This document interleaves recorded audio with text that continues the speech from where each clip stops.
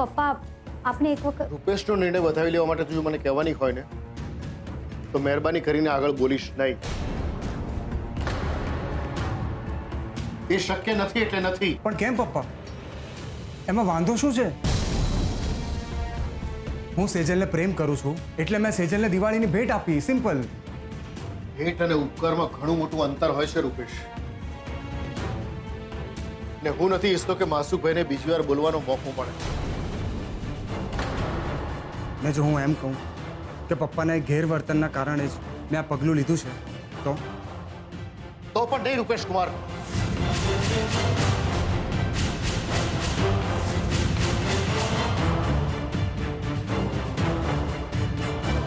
રૂપેશ કુમાર? હા, રૂપેશ કુમાર.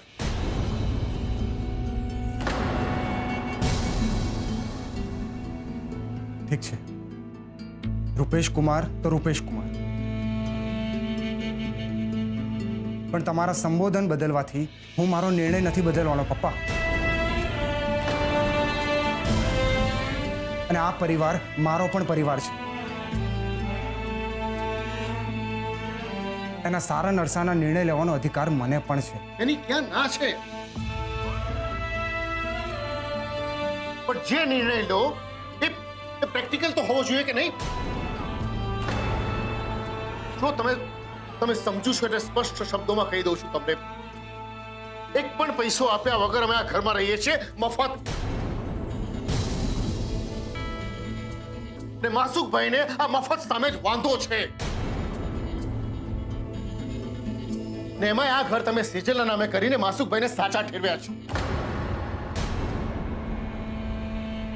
ને સાબિત કરી દીધું છે કે અમે તમને ફોસલાવીને આ ઘર પડાવી લીધું છે. પણ એ હકીકત નથી પપ્પા. એ આપણે જાણીએ છીએ, માસુકભાઈ નહીં. આ ઘરની વાત નથી. આ દીકરીનો બાપ છું તો સાસરામાં જઈને મારાથી પાણી પણ ન પીવાય એવા જૂનવાણી વિચારોમાં હું નથી માનતો રૂપેશ. પણ કેટલીક બાબતોમાં બાંધછોડ શક્ય નથી. તો બાંધછોડ કરવાનું હું ક્યાં કહી રહ્યો છું પપ્પા? જો એવું જ હોત તો આ ઘર હું તમારા નામે કરત જ નહીં ને. એટલે આજે નહીં તો કાલે આ બધું સેજલનું જ થવાનું છે ને. તો પછી શું ફરક પડે છે? ફરક ન પડ્યો હોત તો આટલો વિરોધ જ ન કર્યો હોત મેં.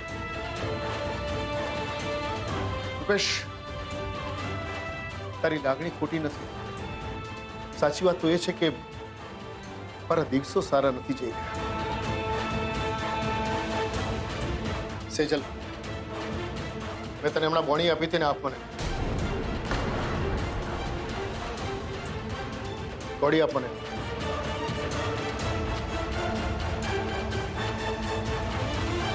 રૂપેશ, આ કોડી સેજલના હાથમાં મૂકીને ત્યારે જ મેં માની લીધું હતું કે આ કોડી નહીં, મારું સ્વાભિમાન છે. ને તમે એના ઉપર આવીને ફાઇલ મૂકી દીધી. શું જ સમજવું મારે? મને બસ એક જ વાત સમજાય છે પપ્પા, કે તમે માનો કે ના માનો પણ મારો નિર્ણય સાચો છે અને હું એને બદલવાનો નથી એટલે નથી. રૂપેશ, રૂપેશ! સેજલ,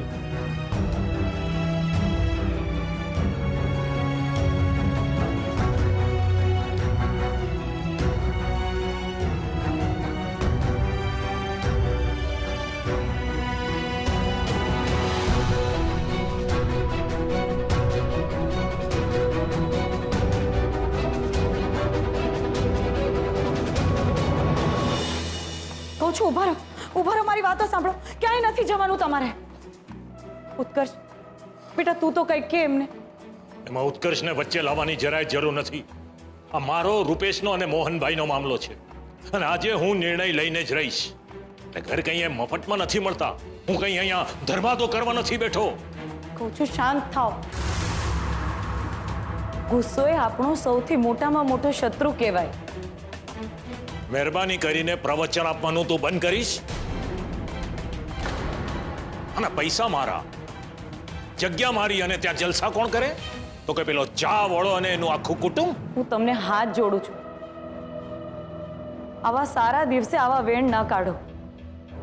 અને મોહનભાઈ ક્યાં કોઈ પારકા છે? ને આમે આપણા ધર્મમાં તો સહાય કરવાનો આદેશ છે. એમ? તો પછી આ વાત તું તારા દીકરા રૂપેશને કેમ નથી સમજાવતી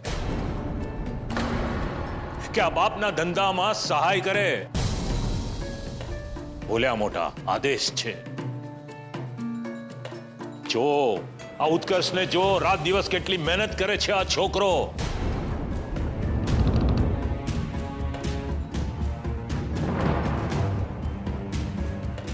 ગમે તેમ પૈસા નથી ઉડાડતો. પૂછ એને જરા પૂછ. મહિને 50,000 કમાવા માટે પણ લોહીનું પાણી એક કરે છે. અને તારો દીકરો સદાવ્રત ખોલીને બેઠો છે.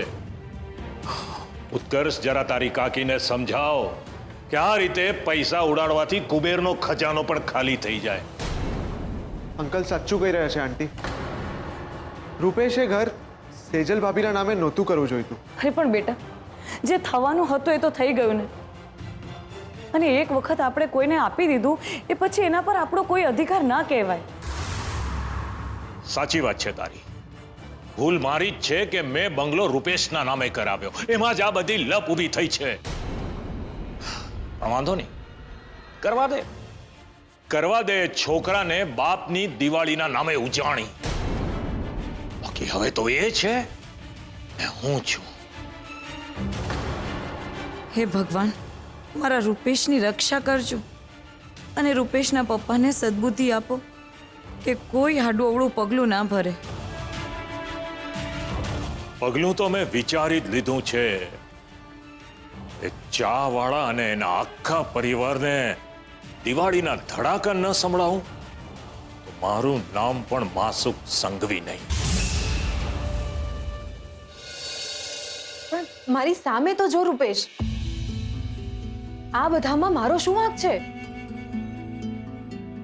તારો વાંક એ છે સેજલ કે આ ફાઇલ લઈને જે તું મને સમજાવવા આવી ગઈ છે ને મારી પાછળ એના કરતાં ત્યાં જઈને તારા પપ્પાને સમજાવ અને મારા નિર્ણયને સપોર્ટ કર, સમજી?